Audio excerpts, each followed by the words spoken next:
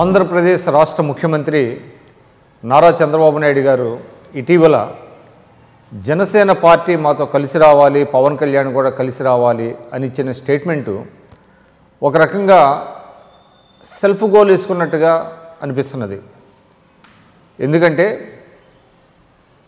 జనసేన అధినేత పవన్ కళ్యాణ్ గారు గత కొన్ని నెలలుగా రాష్ట్ర వ్యాప్తంగా పర్యటిస్తూ తెలుగుదేశం ప్రభుత్వ వైఫల్యాలను ప్రజల్లో ఎండగడుతున్నారు.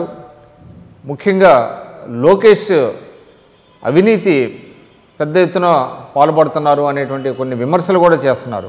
దాంతో రెండు పార్టీల మధ్య కూడా విమర్శలు ప్రతి విమర్శలు పరస్పరం చేసుకుంటున్నటువంటి పరిస్థితి. పవన్ కళ్యాణ్ గారి మీద ఇటీవల ఎన్నడూ లేనంతగా తెలుగుదేశం నాయకులు కూడా విరుచుకుపడుతున్నారు. అదే స్థాయిలో పవన్ కళ్యాణ్ గారు కూడా తెలుగుదేశం మీద అటాక్ చేస్తున్నారు, అటు వైసీపీ మీద కూడా అటాక్ చేస్తున్నారు. అయితే ఒక దశలో పవన్ కళ్యాణ్ గారు జగన్ గారు కలిసి పోటీ చేస్తారు, దానికోసం రాష్ట్ర బీజేపీ నేతలు తమ అధిష్టానాన్ని ఒప్పించాయి అనేటువంటి ఒక మాట కూడా వినపడింది. అదేవిధంగా కేంద్రంలో ఉన్నటువంటి మోడీ గారు కూడా వాళ్ళిద్దరినీ కలపాలని ప్రయత్నిస్తున్నారు అనేటువంటి కొన్ని అనుమానాలు కూడా రావడం జరిగింది. కానీ చూసినట్లయితే పవన్ కళ్యాణ్ గారి మధ్య జగన్ గారి మధ్య మళ్ళీ కొంత దూరం ఏర్పడింది. ఎందుకంటే జగన్ గారు పవన్ కళ్యాణ్ గారి మీద కొన్ని చేసినటువంటి వ్యాఖ్యలు, ముఖ్యంగా కాకినాడ పర్యటనలో, కాకినాడ తూర్పుగోదావరి జిల్లా పర్యటనలో ఆయన చేసినటువంటి వ్యాఖ్యల వల్ల మళ్ళీ ఆ రెండు పార్టీల మధ్య కొంత దూరం ఏర్పడినట్టుగా కనపడుతుంది. అయితే చంద్రబాబు నాయుడు గారు చాలా వ్యూహాత్మకంగా పవన్ కళ్యాణ్ కలిసి రావాలని అన్నారా, లేకపోతే ఒక కన్ఫ్యూజన్ క్రియేట్ చేయడానికి అన్నారా? ఎందుకంటే కొంతమంది తెలుగుదేశంలో టికెట్లు దక్కని వాళ్ళు కూడా జనసేన వైపు చూస్తున్నారు అనేటువంటి ఒక వ్యాఖ్య వినపడుతుంది. ఈ నేపథ్యంలో లీడర్లని కాపాడుకోవడానికి, నాయకులు తమ పార్టీ నుంచి వెళ్లకుండా ఉండటం కోసమే జనసేనతో పొత్తు ఉంటుంది అనేటువంటి సంకేతాలు చంద్రబాబు నాయుడు గారు పంపించారు అనేటువంటి ఒక అనుమానం కూడా చాలామంది వెలిబుచ్చుతున్నారు.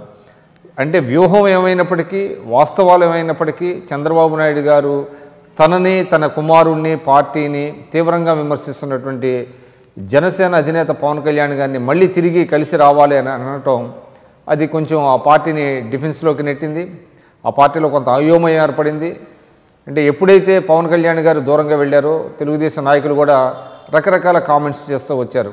అంటే 2014లో పవన్ కళ్యాణ్ గారు లేకపోయినా మేము గెలిచి ఉండేవాడు, పవన్ కళ్యాణ్ గారు మాకు మద్దతు ఇవ్వకముందే పంచాయతీల్లో, స్థానిక సంస్థల్లో మేము చాలా పెద్ద స్థాయిలో పెద్ద సంఖ్యలో సీట్లు గెలుచుకున్నాం, కాబట్టి పవన్ కళ్యాణ్ గారి యొక్క ప్రభావం 2014 ఎన్నికల్లో ఏమీ లేదు, ఆయన మాకు మద్దతు ఇవ్వకపోయినా కూడా ఆ రోజు ఉన్నటువంటి పరిస్థితుల్లో మేము అధికారంలోకి వచ్చేవాళ్ళం అని చెప్పుకుంటూ వచ్చారు.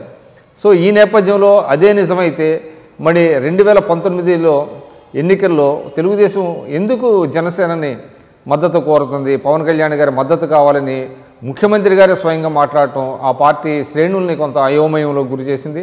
ఇది సెల్ఫ్ గోల్ ఇసుకున్నట్టుగా, అంటే ఎవరితో పొత్తు లేకుండా ఒంటరిగా పోటీ చేయలేరా చంద్రబాబు నాయుడు గారు? ముఖ్యంగా కాంగ్రెస్ పార్టీతో పొత్తు ఎందుకు పెట్టుకోరు? యూపీఏ కోసం ఆయన ప్రయత్నాలు చేస్తున్నటువంటి, యూపీఏ బలోపేతం కావడం కోసం ఆయన ప్రయత్నాలు చేస్తున్నటువంటి నేపథ్యంలో రాష్ట్ర కాంగ్రెస్తో ఆయన సయోధ్య లేకుండా జనసేనతో పొత్తు పెట్టుకోవాలని తాపత్రయపడతాం ఏంటి అనేటువంటి మాట కూడా వినపడుతుంది.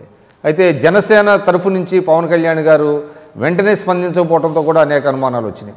ఆయన ట్విట్టర్ ద్వారా చాలా స్పష్టంగా చెప్పారు, 175 స్థానాల్లో మేము పోటీ చేస్తాం, ఎవరితో పొత్తులు ఉండవని చెప్పినప్పటికీ ఒక ప్రెస్ కాన్ఫరెన్స్ పెట్టి ఆయన చెప్పకపోవడం మీద కొంతమంది ఏమో రేపు ఎన్నికల సమయానికి మళ్ళీ తిరిగి కలుస్తారేమో అనేటువంటి అపోహలు కూడా కొన్ని ఉన్నాయి. రాజకీయాల్లో ఏదైనా జరగచ్చు, అంటే దేన్ని కూడా మనం we cannot rule out any possibility. 2014లో కూడా పవన్ కళ్యాణ్ గారు తెలుగుదేశానికి సపోర్ట్ చేస్తారని ఎవరు ఊహించలేదు. ఆ సమయంలో చంద్రబాబు నాయుడు గారు వారి ఇంటికి వెళ్ళటం, పవన్ కళ్యాణ్ గారి ఇంటికి వెళ్ళటం, అప్పుడున్న పరిస్థితులు ఆయన అంతా వివరించి ఆయన ఒప్పించి ఆయన మద్దతు కూడగట్టడం, తిరిగి మోడీ గారు, చంద్రబాబు నాయుడు గారు, పవన్ గారు సంయుక్తంగా అనేక సభల్లో పాల్గొనడం ద్వారా తెలుగుదేశం లబ్ధి పొందిన మాట వాస్తవం. నిజంగా అప్పుడు కనుక లబ్ధి పొందనట్లయితే తెలుగుదేశం పార్టీ ఇప్పుడు ఎందుకు కోరతారు? జనసేన కావాలి, పవన్ మద్దతు కావాలి అనేటువంటి మాట చంద్రబాబు నాయుడు గారి నోటి వెంట ఇప్పుడు ఎందుకు వస్తుంది అనేటువంటి కొంతమంది మాట్లాడుతున్నారు.